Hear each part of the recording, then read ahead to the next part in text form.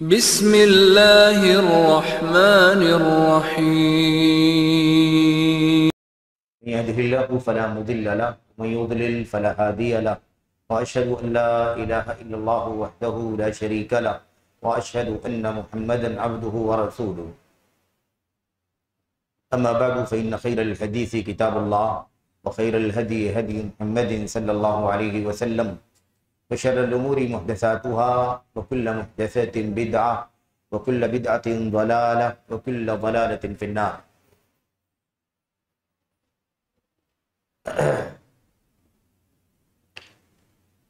برادران اسلام، دینی اور ملی بھائیوں، مسجد اقصی چیتا کیمپ کے قابل قدر قابل احترام ذمہ داران، یہاں کے موقر امام و خطیب، قابل احترام بزرگوں، نوجوان دوستوں، قابل احترام ماؤں اور بہنوں، عزیز بچوں، اس سے پہلے کی ملاقات میں حدیث جبریل علیہ السلام کی بات شروع ہوئی تھی اور صرف اس کا ترجمہ ہم نے آپ نے پڑھا تھا۔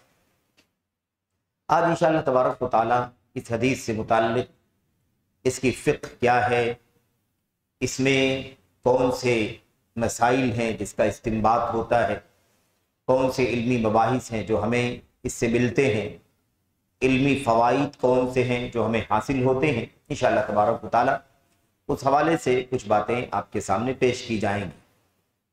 حدیث جبریل کی شرح کی جب بات آتی ہے تو سب سے زیادہ اہم اور بنیادی نقطہ ہمیں اور آپ کو یہ اپنے ذہنوں میں رکھنا چاہیے کہ حدیث کے اخیر میں اللہ کے نبی علیہ السلام نے فرمایا تھا فَإِنَّهُ جِبْرِيلُ أَتَاكُمْ يُعَلِّمُكُمْ دِينَكُمْ، یہ جبریل علیہ السلام تھے جو تمہیں تمہارا دین سکھانے آئے تھے۔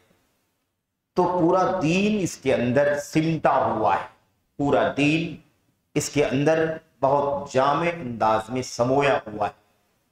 اس لیے ہم اگر بہت زیادہ اختصار کے ساتھ بھی، بہت ہی شارٹ میں بھی اگر اس کی شرح کریں گے تب بھی کچھ نہ کچھ تفصیل میں تو ہمیں جانا ہی پڑے گا، تاکہ ہم اگر یہ حدیث مجموعی طور پر دین اسلام کا خلاصہ اور اس کا نچوڑ اپنے اندر لیے ہوئے ہے تو ہم جانیں کہ اللہ تبارک و تعالیٰ کا دین کیسے ہے اس حدیث کے اندر، اور اس کی بنیادوں کو کس طرح سے اس حدیث میں اکٹھا کر دیا گیا ہے، جمع کر دیا گیا ہے۔ اور حدیث شروع ہونے سے پہلے جو واقعہ اس کے اندر ہے، جس واقعے کو جب حضرت عبداللہ ابن عمر رضی اللہ تعالیٰ عنہ نے سنا تو تقدیر کے مسئلے کو سمجھانے کے لیے اس حدیث کو پیش کیا انہوں نے۔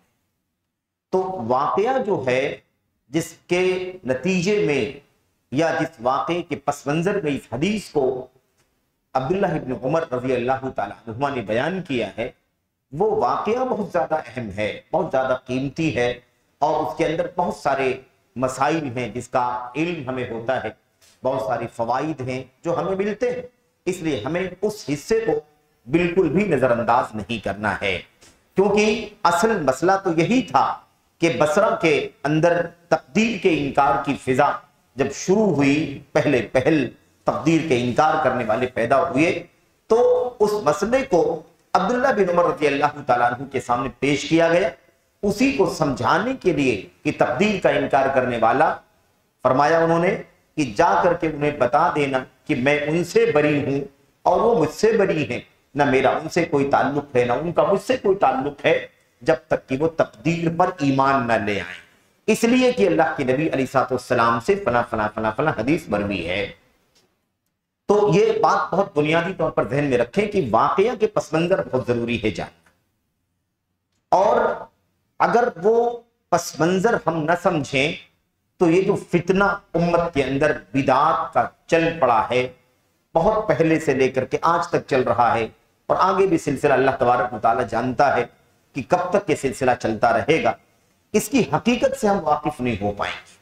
اصل تو یہی ہے کہ ہم بدعات کی حقیقتوں کو سمجھیں تاکہ اس کی گہرائی سے واقف ہونے کے بعد اس سے اپنے آپ کو بچا سکیں۔ ہمارے سامنے یہ دلائل بھی رہے اور وہ پس منظر بھی رہے تاکہ ہم اس طرح کی فتنوں سے اپنے آپ کو بچائیں۔ گفتگو شروع ہوگی، گفتگو کے اندر انشاءاللہ تبارک و تعالیٰ بہت ساری باتیں آپ کے سامنے آئیں گی۔ میں آپ تمام احباب کے لیے عمومی طور پر اور اہل علم کے لیے، طلباء کے لیے خاص طور پر یہ بات عرض کرنا چاہتا ہوں کہ اس حدیث کی تشریح کے سلسلے میں بہت سارے سورسز، بہت سارے مراجع ہمارے سامنے موجود ہیں۔ مثال کے طور پر امام ابن رجب رحمت اللہ علیہ، جنہوں نے جامع العلوم والحکم کے نام سے ایک شرح لکھی ہے جس کے اندر 50 حدیثوں کی شرح کی گئی ہے، جن میں سے 42 حدیثیں تو وہی ہیں جنہیں امام نووی رحمت اللہ علیہ نے 40 کے نام سے اکٹھا کیا ہے۔ اس میں مزید 8 حدیثوں کا اضافہ کر کے کل 50 حدیثیں بن گئی۔ ان 50 حدیثوں کی شرح کیا ہے جامع العلوم والحکم بشرح 50 حدیثا من جوامع الکلم، 50 حدیثوں کی شرح کی۔ اس کے اندر بھی کافی تفصیل سے 40-45 صفحات پر مشتمل اس حدیث کی شرح امام ابن رجب نے کیا ہے۔ ایسے ہی اور بہت سارے لوگوں نے اپنی کتابوں میں اس کی شرح کیا ہے، کسی نے مستقل رسالہ لکھا ہے، کسی نے ضمناً اس کی شرح کی ہے۔ اسی طرح سے اسی ضمن میں ہمارے استاذ محترم شیخ عبد المحسن بن حمد العباد البدر نے بھی اس حدیث کی شرح کی ہے، اور اس حدیث کی شرح کا جو نام انہوں نے رکھا ہے وہ رکھا ہے شرح حدیث جبریل فی تعلیم الدین۔ شرح حدیث جبریل فی تعلیم الدین، دین کو سکھانے کے سلسلے میں جبریل علیہ السلام کی حدیث کی شرح۔ اور جو باتیں میں آپ کے سامنے پیش کر رہا ہوں، دراصل یوں سمجھیں کہ بنیادی طور پر یہی کتاب میری گفتگو کا مرجع ہے، سورس ہے۔ میں تقریباً جو باتیں آپ کے سامنے پیش کروں گا اسی کتاب سے پیش کروں گا، اسی شرح سے۔ کہیں کوئی ضرورت محسوس کروں گا تو پھر ادھر ادھر سے، دائیں بائیں سے اور کتابوں کے حوالے سے وہ باتیں آپ کے سامنے پیش کروں گا، ورنہ بنیادی مرجع یہی ہے، اس لیے یہ وضاحت آپ کے سامنے کی جا رہی ہے۔ دیکھیں، سب سے پہلے تو ہمیں یہ جاننا ضروری ہے کہ یہ جو حدیث ہے، حدیث جبریل، اس کا مقام بڑا اونچا ہے، اور بہت زیادہ تفصیل میں نہیں جائیں گے کہ ہم بہت تفصیل میں چلے جائیں۔ اس کے مقام کو واضح کرنے کے لیے 2-3 باتیں آپ کے سامنے پیش کی جائیں گی جو جو علامہ عبد المحسن بن حمد العباد حفظہ اللہ نے اپنی شرح میں ذکر کیا ہے۔ اس حدیث کی عظمت کو سمجھنے کے لیے، اس حدیث کے اونچے مقام کو جاننے کے لیے ہمارے سامنے امام نووی رحمت اللہ علیہ کی شرح میں ایک بات ہے جو امام قاضی عیاض رحمت اللہ علیہ نے کہی ہے۔ قاضی عیاض بھی چوٹی کے امام ہیں، محدث ہیں اور سیرت نگار بھی ہیں۔ ان کی مشہور کتاب الشفاء بتعریف حقوق المصطفیٰ بہت ہی محقق کتاب مانی جاتی ہے قدیم علماء کی کتابوں میں سے۔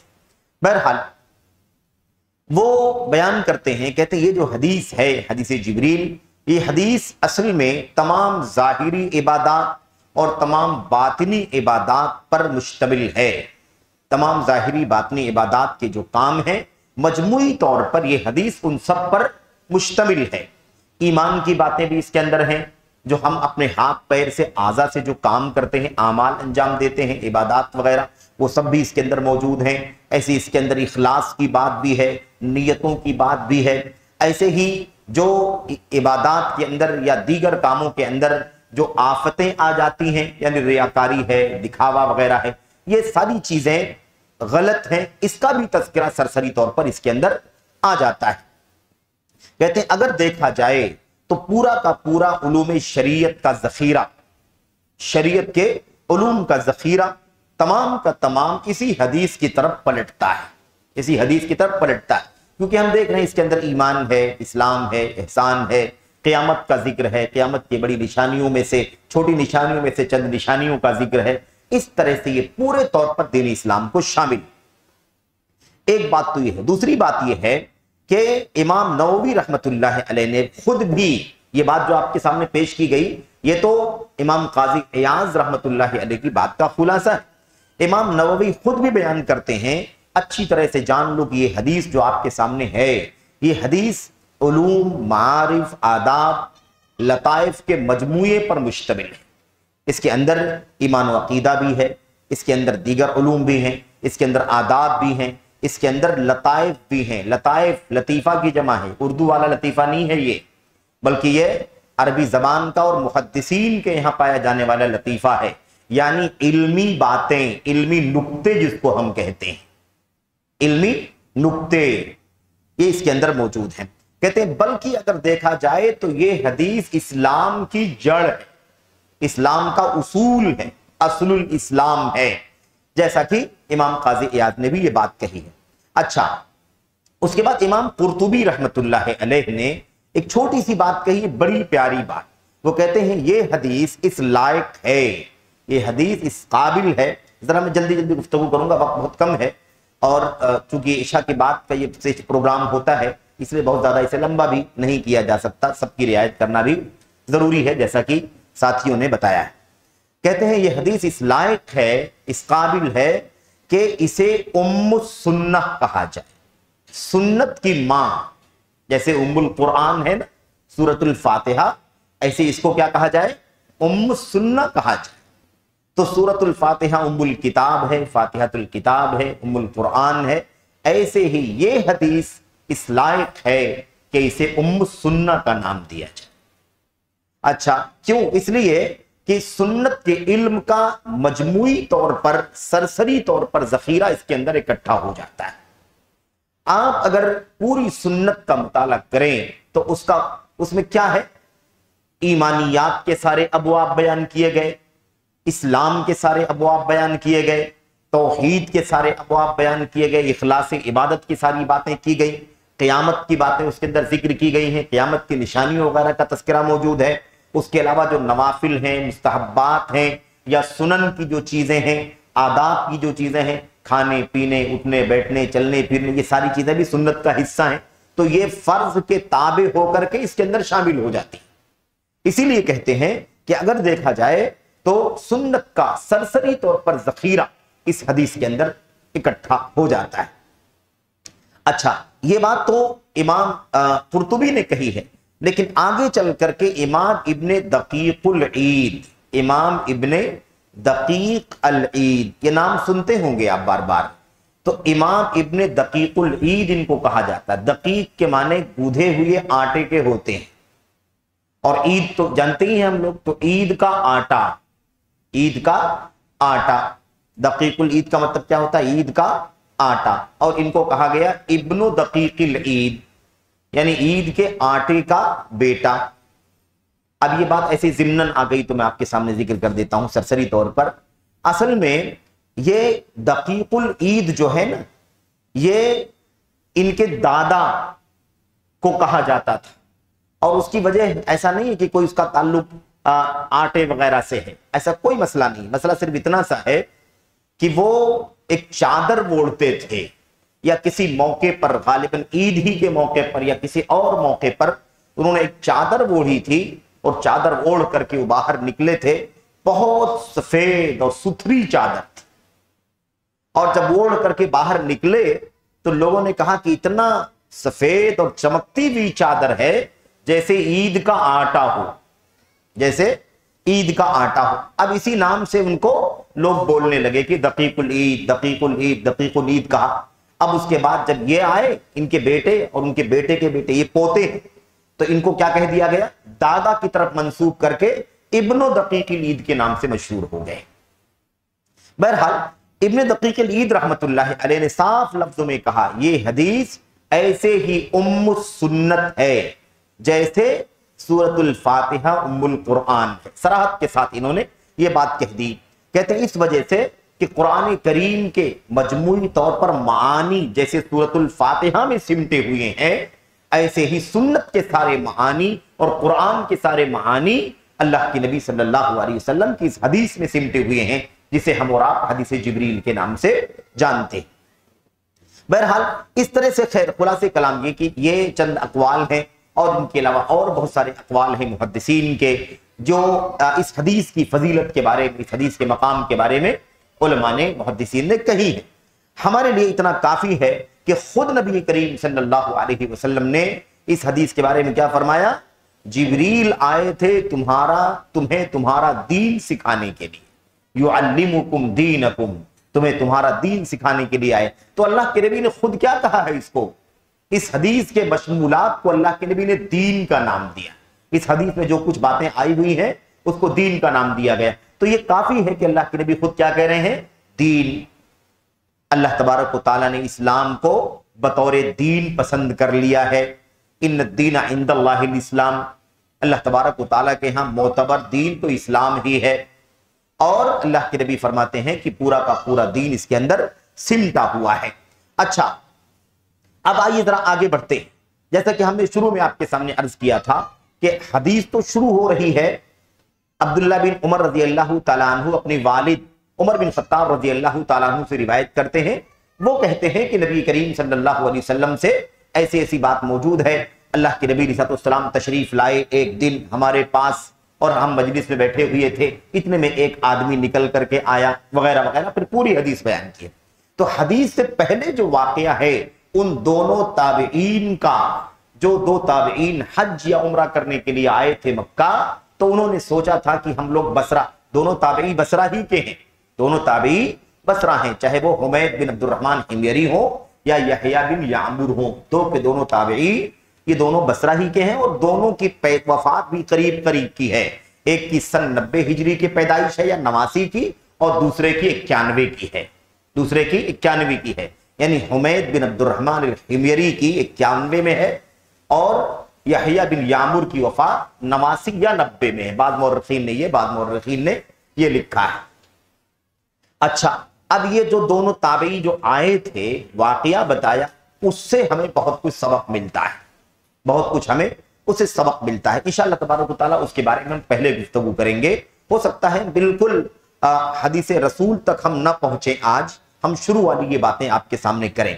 सबसे पहले तो हमें ये जानना है कि जिब्रील, हदीस जिब्रील जो हमारे सामने है, इसे इमाम मुस्लिम रहमतुल्लाह अलैह ने उमर बिन खत्ताब रजी अल्लाह तआला अन्हु से, हम लोग हमेशा सुनते हैं ना कि इस हदीस को इमाम मुस्लिम ने अपनी मुसनद, अपनी सहीह में नकल फरमाया है।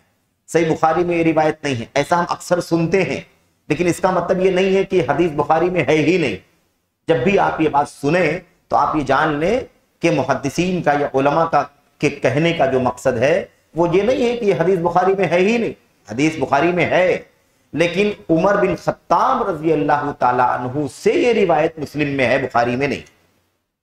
इमाम बुखारी की दूसरी किताब में है लेकिन सही बुखारी में नहीं है। इमाम बुखारी की और भी किताबें हैं, उनमें से एक किताब है खल्क़ अफ़आलिल इबाद, खल्क़ अफ़आलिल इबाद, इमाम बुखारी की मशहूर किताबों में से एक किताब है और बहुत अहम अकीदे की किताब है, जान लीजिए।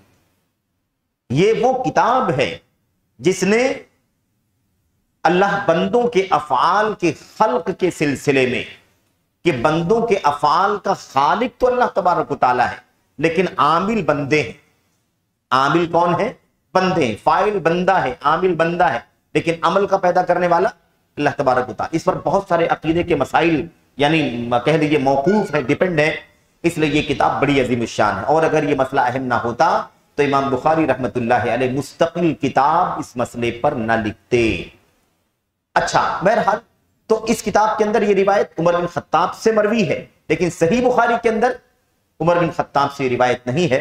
अबू हुरैरा रजी अल्लाह तआला अन्हु से रिवायत मौजूद है सही बुखारी के अंदर, ठीक है, और उसके अल्फाज थोड़े से मुख्तलिफ है, लेकिन वाकया वही है। उसके चंद अल्फाज का तस्करा आगे शरह करने के दरमियान आएगा। सबसे पहले हमें यही जानना है कि इन अल्फाज के साथ, जो अल्फाज हम लोगों ने पिछले दर्स में पढ़ा है, उन अल्फाज के साथ रिवायत सही मुस्लिम के अंदर है, सही मुस्लिम के अंदर है। और इमाम मुस्लिम रहमतुल्लाह अलैह ने अपनी सही के अंदर पहली जो किताब कायम की है, चैप्टर बड़ा किताब जिसको कहते हैं ना, किताबुल ईमान, किताबुल तौहीद, किताबुल सलाह, किताबुल, है ना, ये सबसे पहली किताब क्या कायम की है? किताबुल ईमान, किताब अल ईमान। इमाम बुखारी ने सबसे पहली जो किताब कायम की है वो किताबुल ईमान नहीं है, वो है किताबु बदइल वाही, किताबु बदइल वाही, वाही की शुरुआत। क्योंकि ईमान की शुरुआत कहां से होगी? वही की आमद हुई तो ईमान भी आया। इस तरह से इमाम बुखारी रहमतुल्लाह अलैह ने ईमान से पहले भी वही का तज़किरा फरमाया है। बहरहाल मुहद्दिसीन का अपना एक तरीका होता है, सबका सब मोतबर है, सबके सब मोहतरम हैं, सबकी अपनी इल्मी गहराई और इल्मी बसीरत मोतबर है, इसलिए हमें اس بات کو اچھی طرح سے یاد رکھنا چاہیے، سبق لینا چاہیے، اس سے نصیحت حاصل کرنا چاہیے۔ اچھا، امام بخاری نے اپنی کتاب کی شروعات، صحیح بخاری کی پہلی حدیث جو ہے وہ کس سے کی ہے؟ انما الاعمال بالنیات سے کی ہے، جبکہ امام مسلم نے اپنی کتاب کی شروعات کس سے کی ہے؟ حدیث جبریل سے شروعات کی ہے۔ بہرحال امام بخاری رحمت اللہ علیہ نے صحیح مسلم کی جو پہلی حدیث ہے نا، اسے بعد میں نقل کیا ہے، اسے بعد میں نقل کیا ہے، اور آئے کی بات اس کے الفاظ بھی ہم لوگ انشاءاللہ تبارک و تعالی جو ضرورت کے الفاظ ہیں اسے ہم لوگ پڑھیں گے، جہاں اس حدیث کو سمجھنے میں جہاں جہاں اس حدیث کے الفاظ کی ضرورت ہوگی اسے ہم لوگ انشاءاللہ پڑھ کر کے سمجھنے کی کوشش کریں گے۔ اچھا، اس حدیث کو امام مسلم اور بخاری کے علاوہ اور بھی بہت سارے محدثین نے اپنی کتابوں میں روایت کیا ہے۔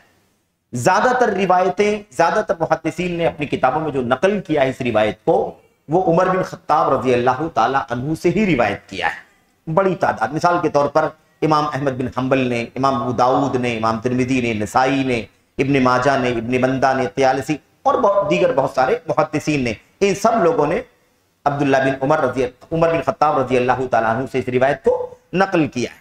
امام بخاری نے اور امام مسلم نے دونوں نے جس حدیث کو روایت کیا ہے، جس صحابی کی حدیث کو روایت کیا ہے، وہ ابو ہریرہ رضی اللہ تعالیٰ عنہ کی ہے۔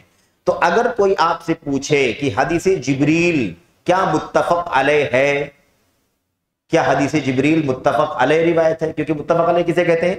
جس کو امام بخاری مسلم دونوں نے روایت کیا۔ مشہور بات یہی ہے، بعض محدثین کے ہاں متفق علیہ کے اندر اور تیسرا محدث بھی شامل ہوتا ہے، بعض لوگوں نے امام احمد بن حنبل کو بھی شامل کیا ہے، تینوں جس کو روایت کریں گے اس کو متفق علیہ کہا جائے گا۔ لیکن وہ خاص اصطلاح ہے، عام جو اصطلاح ہے وہ کیا ہے؟ جس حدیث کو امام بخاری مسلم روایت کرے اسے متفق علیہ کہتے ہیں۔ تو اگر آپ سے کوئی کہے متفق علیہ ہے تو آپ کہیں گے متفق علیہ ہے، لیکن آپ وضاحت کریں گے کہ متفق علیہ جو روایت ہے وہ ابو ہریرہ رضی اللہ تعالیٰ عنہ سے مروی ہے۔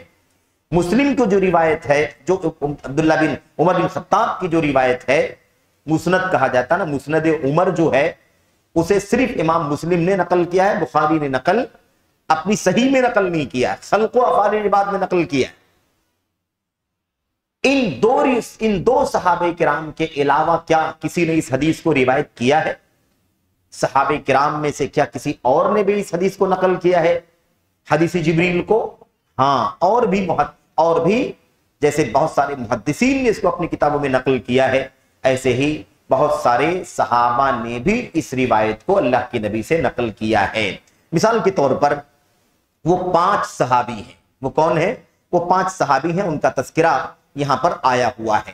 5 صحابہ نے نقل کیا ہے، اور ان 5 صحابہ کرام کا ذکر حافظ ابن حجر رحمت اللہ علیہ نے اپنی کتاب فتح الباری میں نقل کیا، بتایا ہے کہ اس حدیث کو 5 صحابہ کرام نے اللہ کے نبی سے روایت کیا ہے۔ ان میں سے کون کون لوگ ہیں؟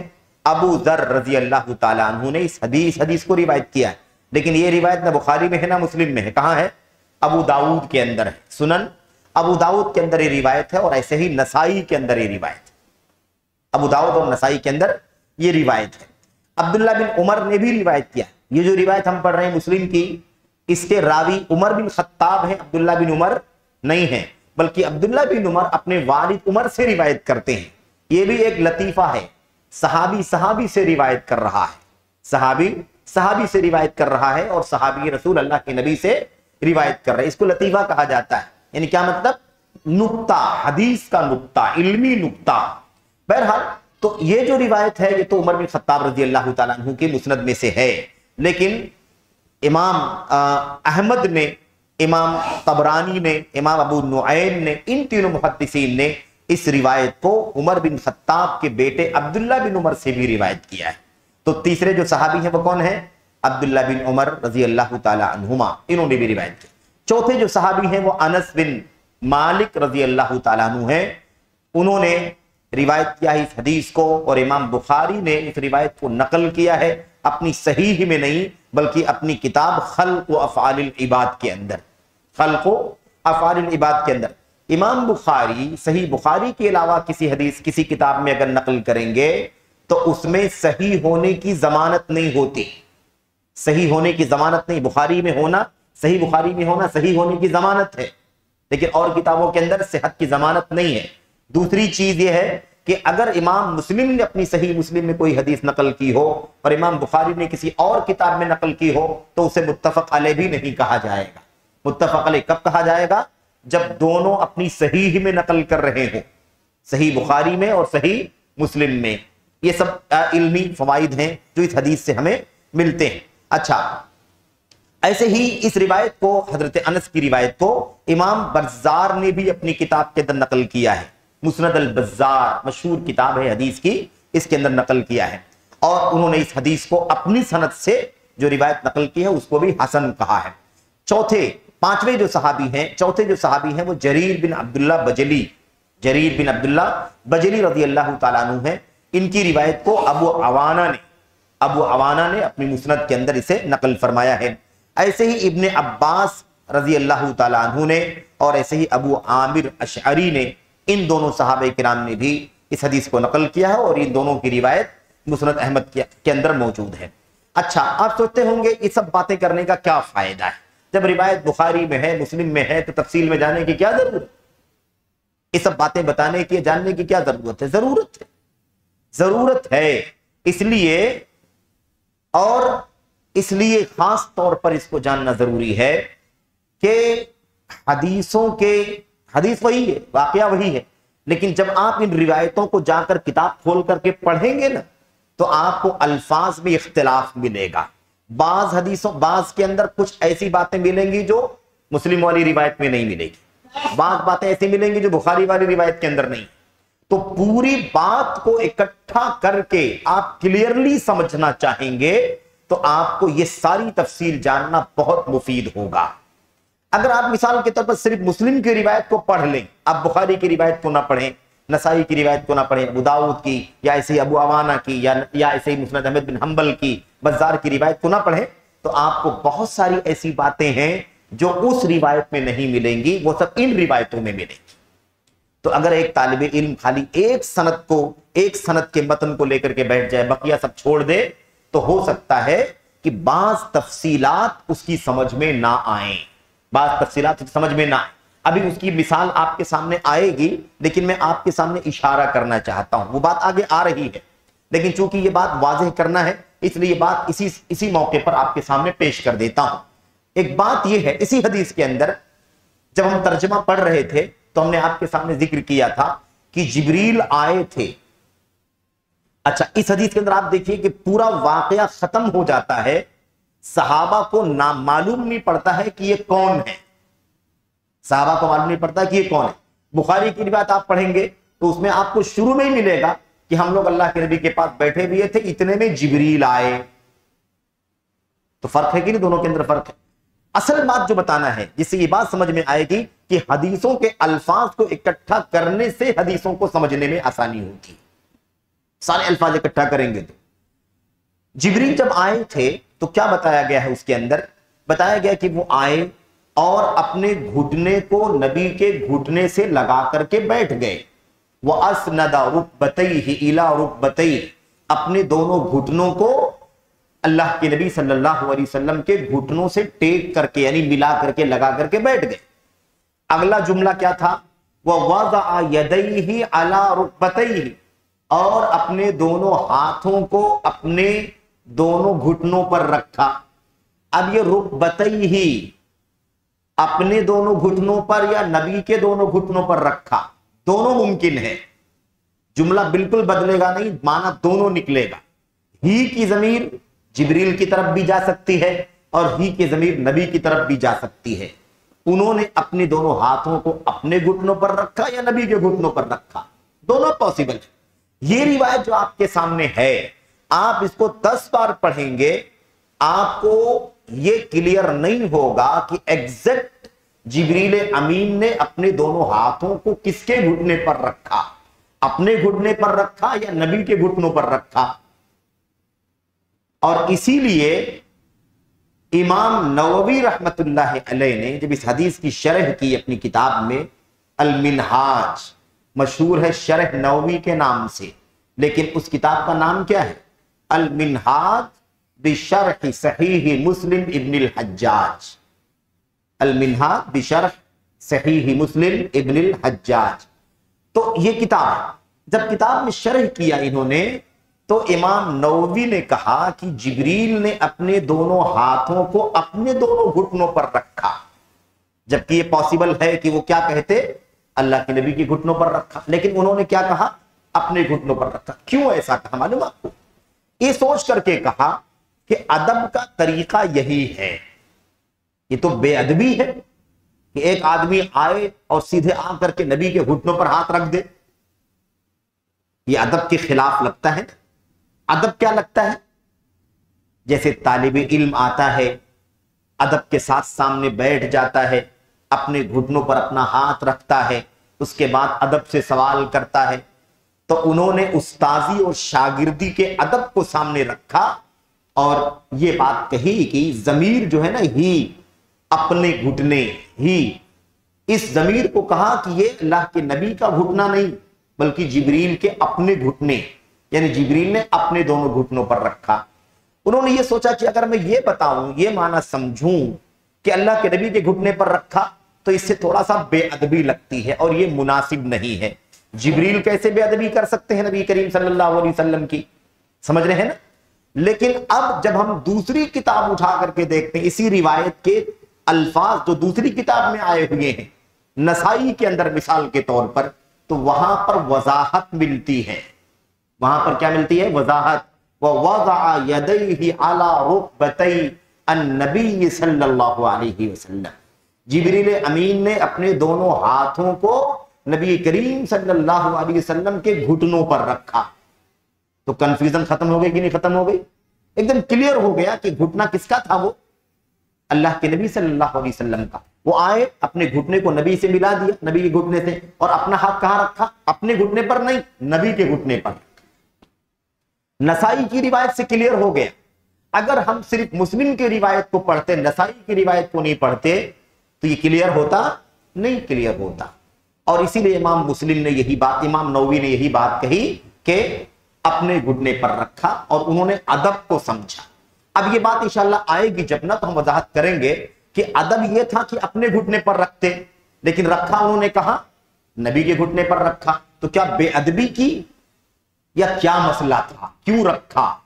کیا وجہ ہو سکتی ہے جبریل امین کے اپنے دونوں ہاتھوں کو نبی کے گھٹنوں پر رکھنے کی؟ اس کی وضاحت انشاءاللہ وہاں کریں گے. یہاں پر صرف اتنا بتانا تھا کہ صرف یہ جاننا کافی تھا حدیث کے صحیح ہونے کے لیے کہ بخاری کی، مسلم کی ہے، کافی ہے. لیکن اس کے علاوہ بھی تو بہت ساری چیزیں ہیں. پورا واقعہ، پورا قصہ، سارے الفاظ، سارے مسائل، ساری فقہ حدیث کی کیا ہے، اس سے کون سے فوائد ملتے ہیں، کون سا علم ملتا ہے، ان سب کو جاننے کے لیے ہمیں ساری روایت. اب آپ کو علم ہو گیا کہ کس کس صحابی نے روایت کیا، کس کس محدث نے اس صحابی کی روایت کو اپنی کتاب میں نقل کیا، تو یہ معاملہ زیادہ آسان ہو گیا کہ ہم اگر کہیں کنفیوز ہو جائیں کہ اس کا معنی کیا ہے تو ہم دوسری کتاب بھی اٹھا کر کے دیکھ لیں اس کے الفاظ کیا ہیں، بخاری کے الفاظ کیا، بزار کے الفاظ کیا، نسائی کے الفاظ کیا ہیں، تو معاملہ کیا ہوگا؟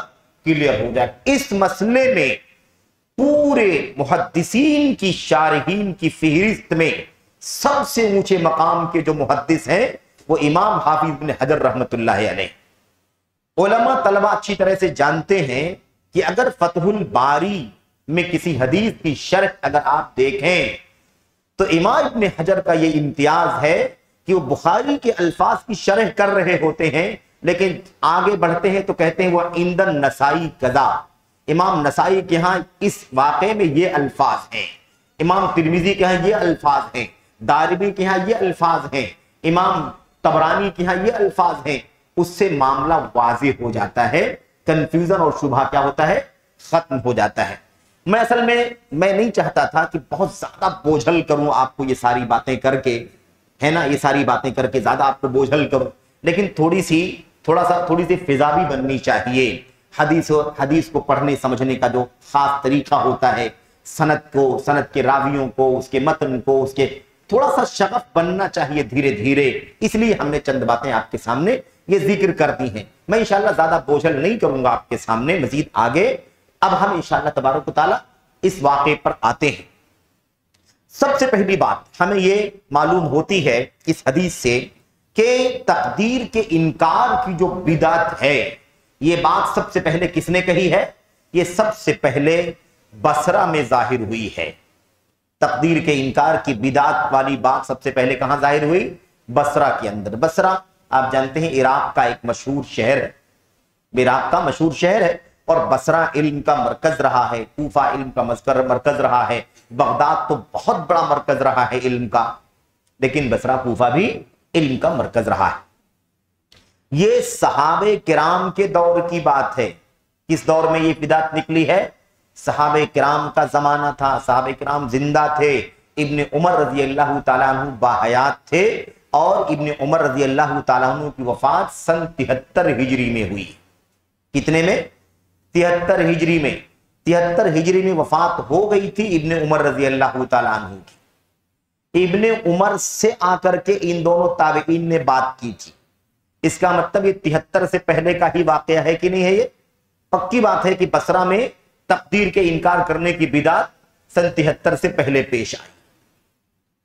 ان دونوں تابعین کی وفات کب ہوئی تھی؟ ایک کی 89-90 میں اور دوسرے کی 91 میں، یعنی آپ یہ 17-18 سال جوڑ لیں کہ ان دونوں تابعین کی وفات عمر رضی اللہ تعالیٰ عنہ کے بعد 17-18 سال کے بعد ان کی وفات ہوئی۔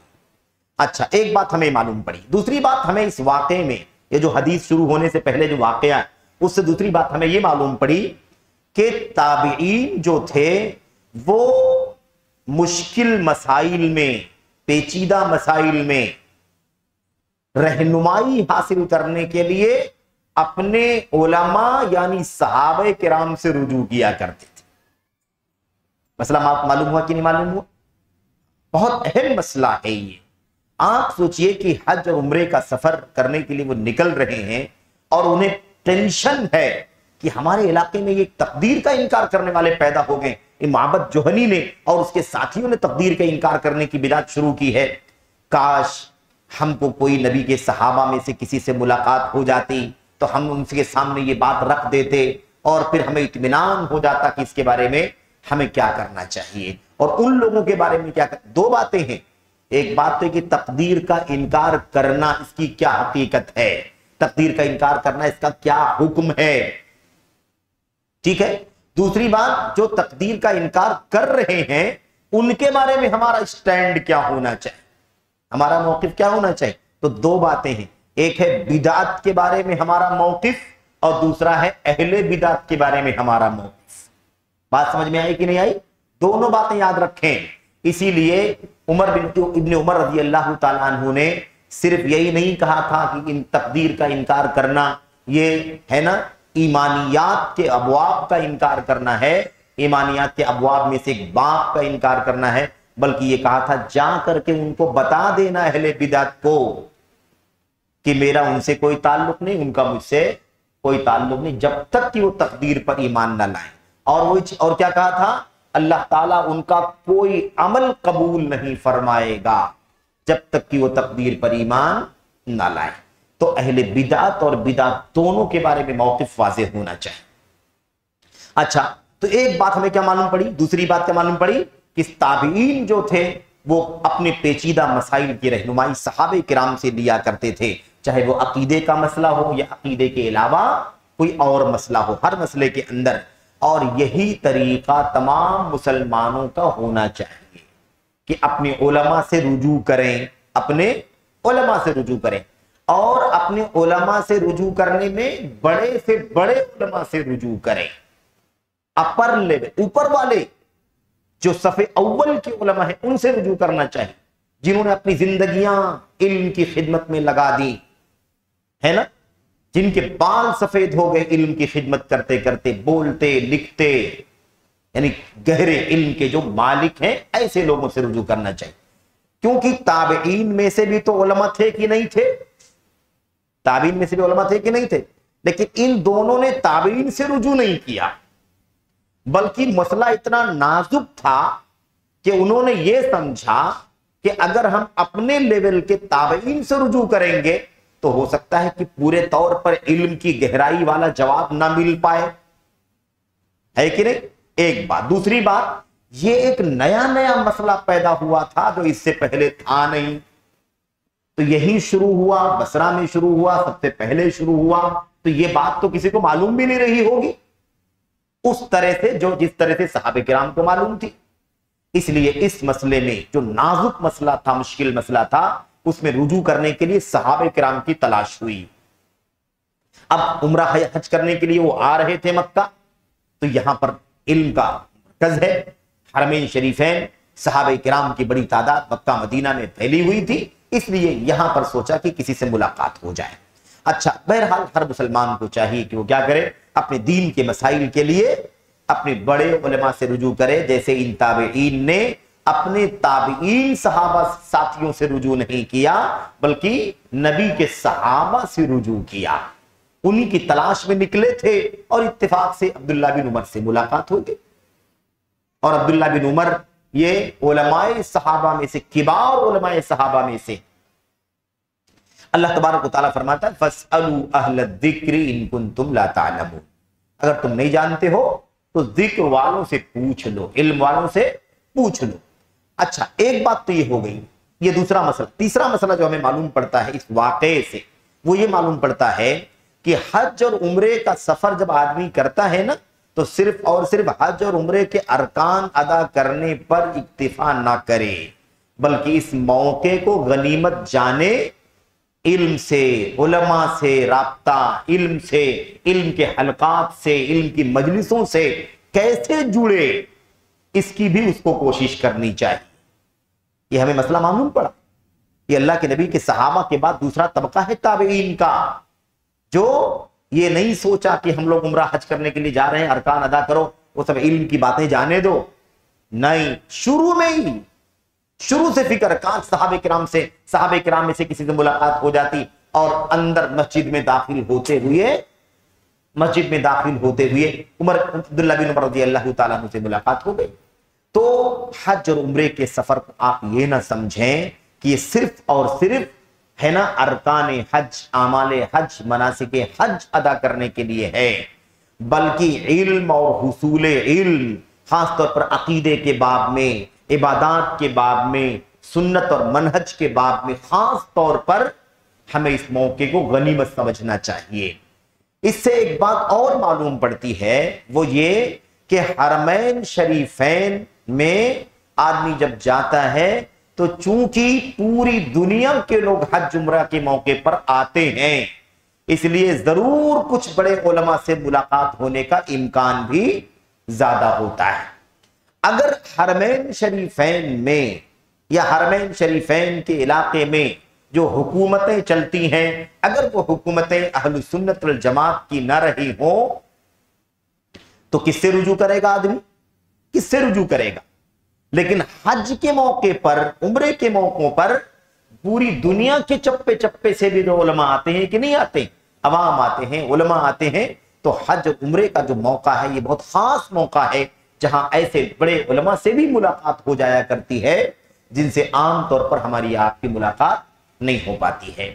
آج سعودی عرب کے اندر اللہ کے فضل و کرم سے جو حکومت ہے وہ توحید کی سنت کی حکومت ہے، اس لیے وہاں پر پورا الحمدللہ تعلیم کا نیٹ ورک ہے، دعوت کا نیٹ ورک ہے، علماء کرام کی ایک ٹیم ہے جو فتویٰ دینے کے لیے، مسائل بتانے کے لیے، چاہے حج سے متعلق ہوں یا حج کے علاوہ مسائل ہوں، تمام مسائل کی رہنمائی کرنے کے لیے الحمدللہ پورا ایک بہت بڑا سسٹم اور نظام قائم ہے۔ بلکہ آج تو الحمدللہ اور زیادہ آسان ہو چکا ہے، اپنی زبان میں بھی آپ سوال کر کے پوچھ سکتے ہیں، اپنی زبان، جگہ جگہ ٹیلی فون لگے ہوئے ہیں، جگہ جگہ انٹرکام لگا ہوا ہے، آپ اٹھائیں اور اپنی زبان میں بات کریں، آپ کو جواب دینے والے لوگ الحمدللہ موجود ہیں۔ تو بہرحال حکومتوں کا اثر ہے، ورنہ میرے بھائیوں وہ عثمانی دور حکومت بھی گزرا ہے، جب سارے اہل بدعت کا وہاں پر دورہ تھا، اور بدعت سے وہ حرمین شریفین کو بھر رکھا تھا، انہوں نے سارے مسائل، سارے فتوے، سب غیر معتبر انداز کی باتیں ہوا کرتی تھی۔ تو بہرحال یہ موقع بڑا اہم ہوتا ہے، غنیمت ہوتا ہے۔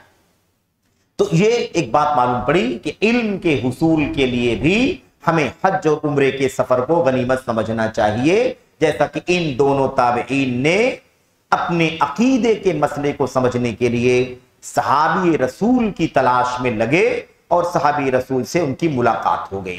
اچھا، اب یہاں پر ایک واقعہ صحیح مسلم ہی کا، جسے شیخ نے بھی نقل کیا ہے، یعنی شیخ عبد المحسن عباد صاحب نے بھی نقل کیا ہے، میں اس واقعے کو ذکر کرنا چاہتا ہوں اسی بات کو سمجھنے کے لیے کہ دیکھو حج کے موقع پر علماء سے رجوع جو کرنے کا مسئلہ ہے، علماء سے جو رجوع کرنے کا مسئلہ ہے یہ اتنا نازک ہے کہ اگر آدمی علماء سے رجوع نہ کرے تو کسی عقیدے کے بہت بڑے فساد میں مبتلا ہو سکتا ہے، عقیدے کے کسی بہت بڑے بگاڑ میں پڑ سکتا ہے، اور اگر علم والوں سے رجوع کر لے تو انشاءاللہ تبارک و تعالیٰ اس بہت بڑے فتنے سے اپنے آپ کو بچا سکتا ہے۔ اس حوالے سے صحیح مسلم کی ایک روایت ہمارے سامنے موجود ہے اور مشہور روایت ہے، یہ یزید الفقیر ہیں، یزید الفقیر، اور آخری بات ہے اسی حدیث کو پڑھ کر کے انشاءاللہ اس کا معنی سمجھ کر کے گفتگو ختم کریں گے آج کے درس کے لیے۔ یزید الفقیر یہ تابعی ہیں، کہتے ہیں کہ مجھے خود اپنے بارے میں، دیکھو تابعی ہیں جیسے یہ تابعی کا دور ہے تابعین کا، ہے کہ نہیں؟ ایسے ہی کیا کہہ رہے ہیں کہ مجھے خوارج کی رائے سے اتفاق ہو گیا، یعنی میرے دل کے اندر خوارج کی رائے اتر گئی، شغف ہو گیا۔ ہم لوگ اردو میں کہتے ہیں نا شغف، یعنی کیا مطلب؟ کسی چیز کی محبت کا دل کی گہرائی میں اتر جانا، کسی چیز کی محبت کا دل کی گہرائی میں اتر جانا، یعنی بالکل دل میں کوئی چیز لگ جائے، دل کو چھو جائے، بس جائے۔ کہتے ہیں خوارج کی رائے میرے دل میں بس گئی۔ اس کے بعد کیا ہوا؟ کہتے ہیں ہوا یہ کہ ہم لوگ ایک ٹیم کے ساتھ، یعنی کچھ لوگوں کے ساتھ مل کر کے ہم لوگوں نے حج کرنے کا ارادہ کیا کہ بھئی چلو آپ بھی آئیں، چلو ہم سب مل کر کے حج کرنے کے لیے جائیں گے۔ کہتے ہیں ایک ٹیم جمع ہو گئی اور ہم لوگ حج کرنے کے لیے نکلے، اور پھر اس کے بعد ہم لوگوں نے سوچا تھا کہ حج کرنے کے بعد جب ہم فارغ ہو جائیں گے تو یہ جو خوارج والی رائے ہمارے دل کے اندر بیٹھی ہے نا، جو ہم کو بہت جچ رہی ہے، بہت زیادہ دل میں مطلب یعنی اتر چکی ہے، یہ رائے حج کرنے کے بعد لوگوں کو بتائیں گے۔ بات سمجھ میں آ رہی ہے نا؟ حج کرنے جا رہے ہیں اور حج کرنے کے بعد جب فارغ ہو جائیں گے تو یہ جو رائے ہمارے دل میں بیٹھی ہے یہ بات ہم دوسروں کو بھی بتائیں گے۔ اور اکثر ایسے ہی ہوتا ہے میرے بھائیوں، ایک چیز جو دل میں جچ جاتی ہے آدمی سوچتا ہے اس کو شیئر کر دو، اس کو بتا دو۔ اب اگر وہی کنٹرول کرنے والی کوئی چیز نہ آ جائے، کوئی علم کی روشنی نہ آ جائے، کوئی کسی صاحب علم سے ملاقات نہ ہو جائے، کسی کے حلقے درس میں بیٹھ کر کے سیکھنے کا موقع اگر نہ مل جائے تو خطرہ ہے کہ وہ بدعت 1 سے 2 سے نکل کر کے تیسرے چوتھے کے پاس پہنچ جائے، اور پھر اس کے بعد اس کا پھیلنا، اس کا پھیلاؤ روکنا مشکل ہو جائے۔ یہی مسئلہ ہوا۔ کہتے ہیں کہ ہم لوگوں نے یہی سوچا تھا کہ حج کے بعد وہ بات خوارج والی، وہی بغاوت والی، خروج والی بات لوگوں کے سامنے پیش کریں۔ اچھا جناب، کہتے ہیں کہ اتنے میں ہم لوگ جب حج سے فارغ ہوئے تو ہم لوگ مدینہ سے گزرے، یعنی حج سے فارغ ہوئے تو مدینہ ہے۔ کہتے ہیں مدینے میں ہم لوگوں نے دیکھا کہ مسجد نبوی کی ایک ستون کے پاس جابر بن عبداللہ رضی اللہ تعالیٰ عنہ، اللہ کے نبی کے انصاری صحابی اور بڑے صحابہ میں سے، علماء صحابہ میں سے، ایک ستون کے پاس بیٹھ کر کے لوگوں کو حدیث رسول بیان کر رہے ہیں، لوگوں کو درس دے رہے ہیں، یوں آپ کہہ لیں قرآن سے حدیث سے درس دے رہے ہیں، نبی کریم صلی اللہ علیہ وسلم کی حدیثیں پیش کر رہے ہیں۔ میں نے اللہ کے نبی کو ایسا سنا، میں نے اللہ کے نبی کو ایسا سنا، میں نے اللہ کے نبی کو ایسا کرتے ہوئے دیکھا، بیان کر رہے ہیں۔ کہتے ہیں کہ ہم لوگ وہاں پر رک گئے، دیکھنے لگے، حدیث کا درس چل رہا ہے، رک گئے۔ کہتے ہیں اتنے میں گفتگو چلی رہی تھی، حدیثیں بیان کرتے کرتے انہوں نے جہنمیوں والی حدیث بیان کی۔ کون سی حدیث؟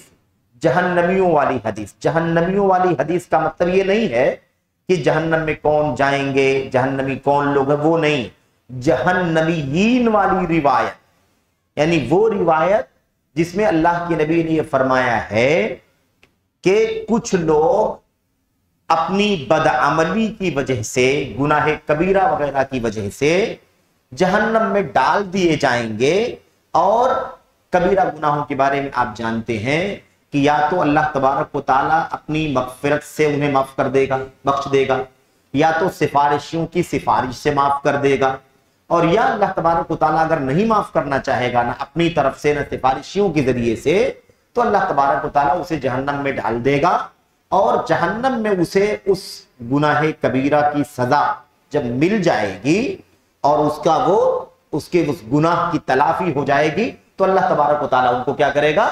نکال دے گا۔ یہ گناہ کبیرہ کے بارے میں اہل سنت والجماعت کا عقیدہ ہے، سمجھ رہے؟ تو یہ جن لوگوں کو جہنم میں جلنے کے بعد نکال دیا جائے گا اور اس کے بعد ان کو نہلا دھلا کر کے جب جنت میں داخل کر دیا جائے گا، تو جنتی ان کو جہنمی کہیں گے۔ جنتی ان کو کیا کہیں گے؟ ان کو جہنمی کہیں گے۔ کیوں کہیں گے؟ اس لیے کہ جہنم میں ڈالے گئے تب نکل کر کے آئے، اور یہ لوگ فریش ہیں۔ یہ لوگ کون ہیں؟ فریش ہیں، اس لیے ان کو جہنمی کہے نہیں جائے گا۔ تو ان کو کیونکہ وہ لوگ جو جہنم میں ایک بار گئے ہیں سزا بھگت کر کے، تب اس کے بعد جنت میں داخل کیے گئے۔ اس کا تذکرہ کر رہے تھے کون؟ جابر رضی اللہ تعالیٰ، جابر رضی اللہ تعالیٰ۔ اچھا جناب، کہتے ہیں یہی بیان کرتے ہیں کون؟ یزید الفقیر، یزید الفقیر جس تابعی کا تذکرہ چل رہا ہے، کہتے ہیں کہ میں نے جیسے وہ بات سنی ان کی زبان سے کہ گناہ جہنم میں ڈالا جائے گا، اس کے بعد نکالا جائے گا، اس کے بعد ایک نہر میں نہلایا جائے گا، اور اس کے بعد اس کو جنت میں داخل کیا جائے گا، یہ حدیث بیان کر رہے ہیں۔ فوراً میں نے ٹوک دیا، فوراً میں نے ٹوک دیا، اور میں نے کہا یا صاحب رسول اللہ، اے اللہ کے نبی کے صحابی ساتھی، ما تحدثون، یہ سب کیا بیان کر رہے ہیں؟ آپ لوگ کیا بیان کر رہے ہیں؟ کیا مطلب؟ خوارج کی رائے بتانا شروع میں کہ خوارج کی رائے ہمارے دل کے اندر اتر گئی تھی۔ خوارج کی رائے کیا ہے؟ گناہ کبیرہ کرنے والا جہنمی ہو جاتا ہے، یعنی ہمیشہ ہمیشہ کے لیے جہنمی۔ کسی نے شرک کرنے والا، کفر کرنے والا تو خیر ہے یہ دائمی جہنمی، لیکن کسی نے اگر جھوٹ بولا تو ہمیشہ ہمیشہ کے لیے جہنمی، قتل کر دیا، غیبت کر دیا، چغل خوری کر لیا، شراب پی لیا، زنا کر لیا وغیرہ، جو بھی گناہ کبیرہ، ان گناہ کبیرہ کو کر دے گا تو جہنم میں ہمیشہ ہمیشہ کے لیے داخل ہو جائے گا۔ یہ خوارج کا عقیدہ ہے کہ نہیں؟ خوارج کا اور معتزلہ کا تھوڑا سا فرق ہے۔ معتزلہ کہتے ہیں کہ وہ نہ جنت میں جائے گا نہ جہنم میں جائے گا، دونوں کے بیچ میں رہے گا، سمجھ رہے ہیں؟ لیکن خوارج کیا کہتے ہیں؟ وہ ہمیشہ ہمیشہ کے لیے جہنم میں چلا جائے گا۔ اب یہی بدعت، یہی خوارج کی رائے ان کے دل کے اندر آئی تھی، اور وہی پھیلانے کے لیے نکلے تھے وہ، کہ مکہ سے فارغ ہوں گے حج کر کے تو پھیلائیں گے، لوگوں کو بتائیں گے۔ اب یہاں مدینہ پہنچے، جابر بن عبداللہ کی مجلس میں چلے آئے، اور یہاں دیکھا کہ وہی موضوع چل رہا ہے۔ کیا چل رہا ہے؟ وہی موضوع چل رہا ہے، تو جڑ ہی کٹ گئی، فوراً اعتراض کر دیا، نبی کے صحابی آپ کیا بیان کر رہے ہیں؟ کیا ہوا جناب؟ اور اس کے بعد جو خوارج کی بدعت کے بعد جو ان کی دلیل، اور دلیل نہیں کہہ سکتے، شبہ، دلیل تو حق کی ہوتی ہے اور باطل کی دلیل نہیں ہوتی، باطل کا شبہ ہوتا ہے۔ کسی باطل کے پاس کبھی دلیل نہیں ہو سکتی، دلیل سمجھ کے پیش کی جاتی ہے لیکن دلیل وہ ہوتی نہیں ہے، شبہ ہوتا ہے، کنفیوژن پیدا ہو جاتی۔ فوراً 2 آیتیں پڑھا اور اعتراض کر دیا، اے نبی کے صحابی آپ لوگ کیا بیان کر رہے ہیں؟ اللہ تعالیٰ نے یہ فرمایا، اللہ تعالیٰ نے یہ فرمایا، اور آپ یہ بیان کر رہے ہیں۔ 2 آیت پڑھی، وہ دونوں آیتیں کیا ہیں؟ اللہ تعالیٰ فرماتا ہے انکا من تدخل النار فقد اخزیتا، یقیناً اللہ تبارک و تعالیٰ تو جسے جہنم میں داخل کر دے، یقیناً تو نے اسے رسوا کر دیا۔ یعنی کیا مطلب؟ اب کہاں نکلے گا وہ جہنم سے؟ اب وہ جہنم سے بالکل صحیح ہے، لیکن کس کے بارے میں ہے یہ کافروں کے بارے میں ہے، جو کفر پر مرے، شرک پر مرے، ان کے بارے میں آیت کریمہ، ٹھیک ہے؟ ابھی آیت کریمہ کہاں پڑھ رہے ہیں؟ یہ ایمان والا جس کے یہاں گناہ کبیرہ ہو اس پر پڑھ رہے ہیں۔ دوسری آیت کریمہ یعنی بتانا چاہتے ہیں، اللہ فرماتا ہے تو جس کو جہنم میں ڈال دے گا اس کو تو نے رسوا کر دیا، اور آپ کہہ رہے ہیں کہ وہ جہنمی نکلیں گے اور جنت میں داخل ہوں گے، جنتی ان کو جہنمی کہیں گے، تو آپ جہنم سے نکالنے کی بات کیسے کر رہے ہیں؟ نکلے گا ہی نہیں، یہ بتانا چاہتے۔ دوسری حدیث کا آیت کا پڑھا، کلما ارادوا ان یخرجوا منها اعیدوا فیها، جب جہنمی جہنم سے نکلنا چاہیں گے ان کو اسی میں لوٹا دیا جائے گا، دوبارہ اسی میں ڈال دیا جائے تو اللہ فرماتا ہے کہ وہ نکلنا چاہیں گے تو ان کو اسی میں ڈال دیا جائے گا، اور آپ بیان کر رہے ہیں کہ ان کو نکالا جائے گا، وہ جنت میں داخل ہوں گے اور جنتی ان کو جہنمی کہیں گے. سمجھ میں نہیں آ رہا ہے میں آپ کیا کہنا چاہتے ہیں. اب دونوں آیتیں کس کے بارے میں ہیں؟ یہ کافروں کے بارے میں ہے. یہ کس کے بارے میں؟ کافروں. اور یہی خوارج کا طریقہ ہے کہ وہ کافروں والی آیتیں ایمان والوں پر پڑھتے ہیں جن سے گناہ کبیرہ ہو گیا. دونوں میں فرق ہے کہ نہیں فرق ہے؟ عبادہ بن صامت کی صحیح بخاری کی واضح روایت ہے اور اس میں گناہ کبیرہ کا ذکر ہے. اس کے اندر چوری ہے، اس کے اندر خیانت ہے، اس کے اندر زنا ہے، اس کے اندر بدکاری ہے، اور اس میں کیا ہے؟ صاف لفظوں کے اندر ان شاء عذبہ و ان شاء غفر لہ، اگر اللہ تبارک و تعالیٰ چاہے گا تو ان گناہ کبیرہ کرنے والوں کو بخش دے گا اور چاہے گا تو عذاب دے گا. صاف ہے ایک دم. یعنی یہ نہیں ہے کہ گناہ کبیرہ کرنے والے ہمیشہ ہمیشہ کے لیے جہنم میں رہیں گے، ایسی کوئی بات. اور یہ اہل سنت والجماعت کا عقیدہ. بہرحال بات ختم کر رہا ہوں میں. حدیث کے اندر کیا ہے؟ آپ لوگ کیا کہہ رہے ہیں؟ اللہ کا کلام یہ کہتا ہو، آپ لوگ کیا کہہ رہے ہیں؟ اب اس کے بعد جناب علی کیا ہوا؟ جابر بن عبداللہ تھے بھائی، جابر تھے، اور اپنے نام کی طرح وہ جابر تھے، یعنی علم سے بھرپور لبریز. انہوں نے بھی اسی انداز سے ان کو جواب دیا. کیا کہا؟ کہا اتقرأ القرآن. بڑے سوال کر رہے ہو، بھلا بتاؤ قرآن پڑھتے ہو کہ نہیں پڑھتے ہو؟ کیا تم قرآن پڑھتے ہو؟ کیا جواب دیا؟ یزید فقیر نے کیا جواب دیا؟ نعم، ہاں قرآن تو پڑھتا ہوں. اس کے بعد کہنے لگے، یعنی گویا کہ یزید فقیر نے جب جابر بن عبداللہ کی یہ روایت جب سنی جہنمیوں والی، تو انہوں نے یہ سمجھا کہ یہ کوئی روایت اپنی طرف سے پیش کر رہے ہیں، قرآن کی آیت تو اس کے خلاف ہے، حدیث ایسے ہو ہی نہیں سکتی ہے کوئی، یہ کوئی اپنی طرف سے کوئی بات پیش کر رہے.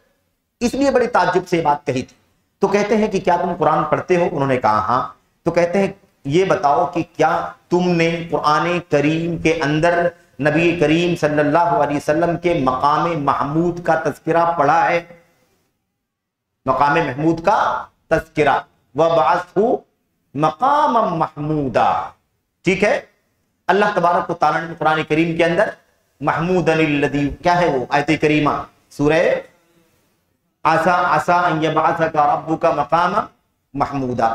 تو قرآن کی آیت تم پڑھتے ہو، اس کے اندر اللہ کے نبی کے مقام کا تذکرہ تم نے پڑھا ہے کہ نہیں پڑھا؟ تو کہتے ہیں یزید الفقیر کی میں نے کہا ہاں. اب وہ زمانہ تھا جب سب حافظ ہی رہا کرتے تھے، تو اسی لیے کوئی کسی کو حافظ بولتا بھی نہیں تھا. اب آج کل کوئی ٹاما ٹاما حافظ ہوتا ہے تو ایک نام ہے، باقاعدہ ایک لقب ہے، حافظ فلاں حافظ فلاں حافظ فلاں. اس زمانے میں تقریباً سب حافظ ہی رہا کرتے تھے، اس لیے بات بولنے کی ضرورت نہیں تھی. خیر یہ دور کی بات ہے. کہتے ہیں کہ یہ جو آیت کریمہ تم نے پڑھا ہے اللہ کے نبی کے مقام محمود والی آیت کریمہ، کہتے ہیں وہی وہ مقام محمود ہے جس پر اللہ تبارک و تعالیٰ اپنے نبی کو فائز کرے گا، اور آپ صلی اللہ علیہ وسلم کی سفارش سے، شفاعت عظمیٰ سے بہت سارے لوگوں کو اللہ تبارک و تعالیٰ جہنم سے نکالے گا. تو کس کو نکالے گا؟ کافروں کو نکالے گا؟ کافروں کو نہیں. کافر کہاں نجات پانے والے ہیں؟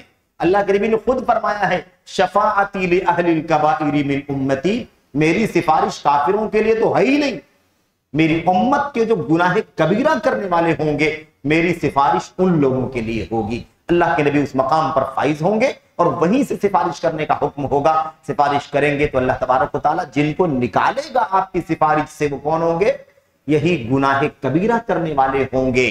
اور انہی کے بارے میں بتا رہا ہوں کہ جب وہ جنت میں داخل کیے جائیں گے تو جنتی ان کو کیا کہیں گے؟ ان کو جہنمی کہیں گے. یہ پورا واقعہ، خیر حدیث تو لمبی ہے، اس کا خلاصہ یہی ہے کہ جب وہ نکالے جائیں گے جہنم کے اندر جلیں گے. روایت کے اندر ہے کہ وہ جل کر کے عیدان السماسن کی طرح ہو جائیں گے. ایک کالی لکڑی ہوتی تھی، بالکل پتلی لکڑی کالی، اس سے تشبیہ دیا کہ جہنم میں جل کر کے کوئلہ ہو جائیں گے. کیسے ہو جائیں گے؟ اسی کالی لکڑی کی طرح سے ہو جائیں گے. ٹھیک ہے. اور جب وہاں سے نکالے جائیں گے تو ایک نہر ہے، نہر جنت کی نہروں میں سے ایک نہر، بعض روایتوں میں اس کا نام نہر حیات بتایا گیا ہے، بعض روایتوں میں نہر حیہ بتایا گیا ہے اس کا نام.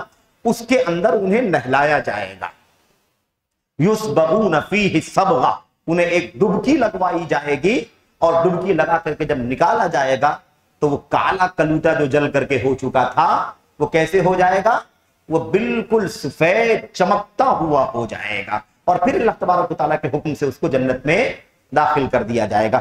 یہ پورا واقعہ ہے۔ اس واقعے کو سننے کے بعد کہتے ہیں اللہ تعالیٰ کا فضل ہے کہ ہماری ملاقات جابر بن عبداللہ جیسے امت کے اتنے بڑے عالم سے ہو گئی، جس نے ہمیں یہ بتلا دیا کہ ہم جس رائے پر چل رہے ہیں وہ خوارج کی رائے ہے، اور اگر ہمارا سابقہ اس صاحب علم سے نہ ہوا ہوتا تو ہم لوگ خوارج کی رائے پر خود چلتے، اور اسی کی دعوت دینے کے لیے ہم لوگوں نے وہیں سے طے کیا تھا کہ حج کر کے فارغ ہوں گے تو یہ معاملہ پھیلائیں گے۔ تو پتہ کیا چلا کہ اگر حج اور عمرے کے موقع کو غنیمت سمجھا جائے، خاص طور پر علماء کی مجلسوں میں بیٹھا جائے، تو انشاءاللہ تبارک و تعالیٰ بڑے بڑے عقیدے کے فساد سے انشاءاللہ تبارک و تعالیٰ آدمی بچ سکتا ہے، ورنہ یوں جائے اپنا کام کر کے یوں پلٹ کر کے آ جائے تو کوئی علم کی روشنی اس کو نہیں ملے گی، جس اندھیرے کے ساتھ گیا تھا اسی اندھیرے کے ساتھ واپس آ جائے گا۔ اس لیے یاد رہے کہ علم کے حلقات کی تلاش خصوصیت کے ساتھ حج اور عمرے کے موقع پر خاص طور پر کرنا چاہیے۔ بہرحال یہ آپ سمجھ لیں اتنی سی بات ہے کہ یہ باطل عقیدہ خوارج کا ان کے پاس تھا، اور یہ خود مبتلا تھے، دوسروں کو بھی مبتلا کرنے کا پلان ارادہ کیے ہوئے تھے، لیکن اللہ کے فضل و کرم سے عبداللہ بن جابر بن عبداللہ رضی اللہ تعالیٰ عنہ سے سابقہ ہو گیا، اور وہ اس گمراہی سے، اس بدعت سے الحمدللہ بچ گئے، محفوظ۔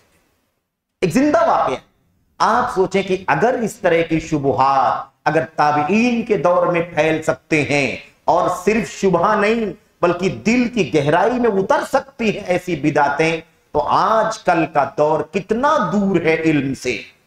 اس زمانے کے مقابلے میں اس صحابہ اور تابعین کا دور تھا، اگر اس وقت شبہات دل کے اندر اتر سکتے ہیں تو آج فتنے کتنے زیادہ ہیں، شیطان کتنا زیادہ اپنی جال کو مال کو پھیلایا ہوا ہے۔ آج کتنے ایسے پلیٹ فارم ہیں جو اسی مشن پر کام کر رہے ہیں کہ آپ کو ہم کو توحید سے سنت سے برگشتہ کر دیں، اس مقصد کے لیے مختلف ناموں کے ساتھ دنیا کے اندر کام کر رہے ہیں۔ تو کتنا خطرہ ہے کہ ہمارے عقیدے برباد نہ ہو جائے۔ تو ہمیں چاہیے کہ اس موقع پر، اس دور میں اور کئی گنا زیادہ ہم علماء سے وابستگی کی کوشش کریں، مقتدر علماء، چوٹی کے علماء، پختہ منہج اور عقیدے کے علماء سے اپنا رشتہ مضبوط کریں، اور ان کی سرپرستی میں اور ان کی رہنمائی میں ہم عقیدے کا علم، منہج کا علم حاصل کریں، تاکہ اپنے آپ کو بدعات سے، گمراہیوں سے بچا سکیں۔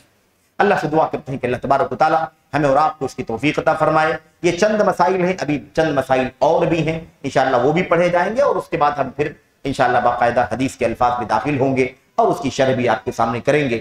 دعا ہے کہ اللہ تبارک و تعالیٰ ہمیں اور آپ کو حدیث جبریل کا مضمون اور اس کے مشمولات کو اچھی طرح سے سمجھنے اور اس کے مطابق اللہ عز و جل ہم سب کو عمل کرنے کی توفیق عطا فرمائے، اس کی دعوت دینے کے لوگوں کو توفیق عطا فرمائے، آمین رب العالمین۔ وصلی اللہ وسلم وبارک علی نبینا محمد وعلی آلہ وصحبہ اجمعین۔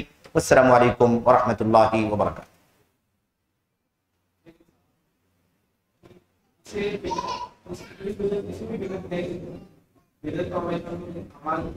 جی، بدعت کی دو قسمیں ہیں، بدعت کی دو قسمیں ہیں۔ ایک بدعت جو ہوتی ہے وہ عقیدے میں ہوتی ہے، اور ایک بدعت جو ہوتی ہے وہ عمل میں ہوتی ہے۔ اگر دوسرا نام جانیں، دوسرے نام سے بات کریں تو بدعت کی دو قسمیں ہیں۔ ایک بدعت وہ ہے، بدعت کا معنی تو آپ جانتے ہی ہیں، دین میں کوئی نئی چیز جس کی کوئی اصل دین کے اندر نہ ہو۔ اب یہ جس کی اصل نہیں ہے وہ عقیدے کی چیز بھی ہو سکتی ہے، جس کی کوئی اصل نہیں ہے وہ عمل کی چیز بھی ہو سکتی ہے۔ تو دو قسمیں ہیں، اور یہ دونوں نام ہیں۔ دوسرا نام کیا ہے؟ بدعت ایک وہ ہے جو انسان کو کفر تک پہنچا دیتی ہے، اور بدعت ایک دوسری ہے جو انسان کو کفر تک نہیں پہنچاتی ہے، بلکہ کفر سے نیچے نیچے فسق اور گناہ تک پہنچاتی ہے، فسق اور گناہ تک پہنچاتی ہے۔ تو اگر عقیدے کی بدعت ہے تو وہ انسان کو کفر تک پہنچا دے گی۔ مثال کے طور پر ابھی جو بات چل رہی تھی تقدیر کے انکار کرنے والی بدعت، ابھی بات نہیں آئی ہے، آگے آئے گی کہ تقدیر کے انکار کرنے کی بدعت یعنی قدریہ، اس فرقے کا نام کیا بن گیا؟ قدریہ، تقدیر کا انکار کرنے والے۔ اب تقدیر پر ایمان جو رکھنا ہے وہ 3-4 پوائنٹ ہے، اس پر ایمان رکھیں گے تو تقدیر پر ایمان ہوگا۔ اس میں ایک چیز ہے اللہ تبارک و تعالیٰ کا علم، سمجھ رہے ہیں نا؟ تفصیلات تو آگے آنے والی ہے، صرف شارٹ میں بات آپ سے کر رہا ہوں میں کہ اگر کوئی تقدیر کا انکار کرنے والا اگر اس بات پر یقین نہیں رکھتا ہے، ایمان نہیں رکھتا ہے کہ اللہ تبارک و تعالیٰ کے پاس ازلی علم ہے، ایک دم شروع سے علم ہے، اور اسی علم کے مطابق وہ میرے بارے میں، آپ کے بارے میں، آپ سب کے بارے میں جانتا ہے کہ ہم فیوچر میں کیا کرنے والے، سمجھ رہے ہیں؟ اگر وہ علم پر یقین نہیں رکھتا ہے تو ایسا تقدیر کا نہ ماننے والا، تقدیر کا انکار کرنے والا امت کی اکثریت کے یہاں کافر ہے، امت کے اکثر علماء کے یہاں کافر ہے۔ چند علماء تھوڑا سا احتیاط برتتے ہیں، ورنہ بڑی تعداد علماء سلف کی کیا کہتی ہے؟ تقدیر کا انکار کرنے والا جو اللہ کے علم کو بھی نہ مانتا ہو کہ شروع سے اللہ تعالیٰ سب کے بارے میں جانتا ہے، جو تقدیر پر ایمان کی بنیادوں میں سے ایک بنیاد ہے، تو ایسے شخص کو امت کی بڑی تعداد کیا سمجھتی ہے؟ کافر سمجھتی۔ تو اب یہ تقدیر کے انکار کرنے والی بدعت کون سی بدعت ہوئی؟ کفر تک لے جانے والی بدعت ہوئی، عقیدے کی بدعت ہوئی، ہے نا؟ عقیدے کی بدعت۔ تو اب جو ہم سنتے ہیں نا، بہت سارے اقوال ہم لوگ پڑھتے ہیں کہ آپ بدعتی سے سلام نہیں کرتے تھے، ہمارے اسلاف بدعتی سے راستہ بدل دیا کرتے تھے، کہتے تھے کہ بدعتی کے ساتھ میرا رہنا اس سے کہیں زیادہ برا ہے کہ میں کسی خنزیر کے ساتھ میں رہوں، ایک کمرے میں مجھے اور کسی سور کو اکٹھا کر دیا جائے یہ مجھے گوارا ہے، لیکن مجھے اور کسی بدعتی کو اکٹھا کر دیا جائے گوارا نہیں۔ یہ سارے اقوال، یہ اشارہ خالی ہے، یہ جو اقوال آئیں گے انشاءاللہ جدید، اس میں کیا نام ہے، اقوال سلف میں انشاءاللہ ساری باتیں آئیں گی، اور بھی جگہوں پر آئیں گی۔ تو یہ جو اس طرح کے اقوال آپ سنتے ہیں نا، یہ سارے اقوال کس کے بارے میں ہیں؟ عقیدے والی بدعت کے بارے میں، عقیدے والی بدعت کے بارے میں سارے اقوال ہیں، ورنہ جو عمل والی بدعتیں ہیں وہ بھی گندی ہیں، بری ہیں، گھناؤنی ہیں، لیکن اس کی بنیاد پر انسان گنہگار ہوتا ہے، فاسق ہوتا ہے، لیکن دائرہ اسلام سے باہر نہیں جاتا۔ مثال کے طور پر کوئی آدمی زبان سے نیت کرتا ہوں، نماز کے ٹائم پر نیت کرتا ہوں میں 4 رکعت ظہر کی، عشاء کی نماز فلاں فلاں، جیسا کہ لوگ کرتے ہیں، یہ بھی بدعت ہے، سمجھ رہے ہیں؟ لیکن یہ بدعت کفر تک لے جانے والی بدعت نہیں، عمل کی بدعت۔ تو اسے سلام کرنا بند نہیں کریں گے، بلکہ اسے سلام کریں گے تاکہ اس کو ہم سمجھا سکیں کہ بھائی ماشاءاللہ بقیہ تو ایمان عقیدہ آپ کا ٹھیک ٹھاک ہے، یہ عمل والی بدعت آپ کر رہے ہیں، اس سے بھی بچیے۔ یا مثال کے طور پر اذان سے پہلے ضرورت پڑھنے والی بدعت، یہ بھی عمل کی بدعت، سمجھ رہے ہیں؟ تو ایسے بدعت سے انسان فاسق اور بدعمل ہوتا ہے، کافر نہیں ہوتا ہے۔ تو یہ سمجھنے کی ضرورت ہے۔ اب یہ جو بدعتیں ہیں یہ بہت خطرناک قسم کی بدعتیں ہیں، چاہے تقدیر کا انکار کرنے والے ہوں یا تقدیر کے پیچھے مجبور ماننے والے جو لوگ ہیں۔ کچھ لوگ کہتے ہیں کہ ہم تو کچھ نہیں ہمارے ہاتھ، ہماری حیثیت تو ایسی ہے جیسے مردہ کسی نہلانے والے کے ہاتھ میں رہتا ہے، جیسا چاہے الٹے پلٹے اس، ہم بھی تقدیر کے پیچھے مجبور ہیں، جب اللہ نے لکھا ہے تو ہم کیا کر سکتے؟ پھر یہ بھی آگے بڑھ کر کیا کہتے ہیں، اللہ نے جب لکھا ہی ہے کہ ہم گناہ کریں گے تو گناہ کر رہے ہیں، پھر اللہ تعالیٰ ہم کو سزا کیوں دے گا، ہم کو جہنم میں کیوں ڈالے؟ اس طرح کی باتیں کر، یہ دونوں ایک دوسرے کے اپوزٹ ہیں، قدریہ اور دوسرا جبریہ۔ تو یہ قدر کی بدعت اور یہ جبر کی بدعت، دونوں بدعتیں عقیدے کی بدعت ہیں، اور ان دونوں بدعتوں کی وجہ سے انسان کفر کے دائرے میں چلا جاتا ہے۔